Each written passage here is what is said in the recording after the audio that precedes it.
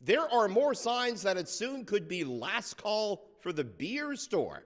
Premier Ford tells me that it's full steam ahead with his plan to bring booze to your corner store. We're the only jurisdiction in the entire world that you can't go into the retail store and buy a case of beer or a bottle of wine when you're buying a steak for a dinner or whatever you're buying.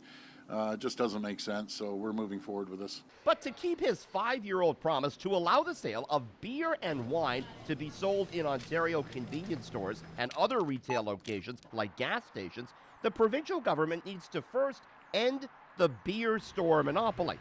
Reports are that Ford is going to let the master framework agreement with the privately owned beer store expire, paving the way for alcohol sales in all sorts of stores come 2025. We will be continuing to work with a beer store owned by 3 international companies, which I have no problem with, but here and there, we're going to make sure we have convenience for the people of Ontario, just like the rest of the world does. Then Premier Kathleen Wynne unveiled the Master Framework Agreement in 2015, allowing some grocery stores for the first time to bid for beer selling licenses. Right now, there are 450 grocery stores selling suds, but sources tell City News that negotiations with the brewers that own the beer store have been tense as the province looks to expand sales to convenience stores and to decide whether or not to allow alcohol to be sold in all sorts of retail or to continue forward with some restrictions. For the first time today, Ford signaled there will still be a place for the beer store. We want to be fair, and we're going to be continuing to negotiate with the beer store, and they'll still play an important role in the whole system.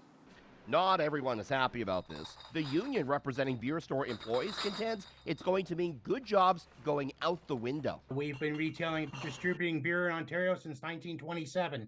I know some people say it's archaic, but we do it well. We do it safely. We do it efficiently. We do it the same cost as to buy beer in downtown Toronto as downtown Thunder Bay.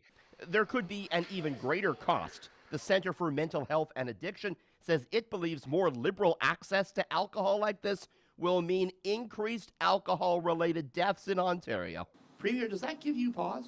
No, not at all. The beer store used to account for 90% of all beer sold in the province. That number's down to 63% now. It's not clear what would happen to the chain if indeed the government does throw open the floodgates on alcohol sales. We are expecting, though, a formal announcement and more details on this before the end of the year. At Queen's Park, Richard Southern, City News.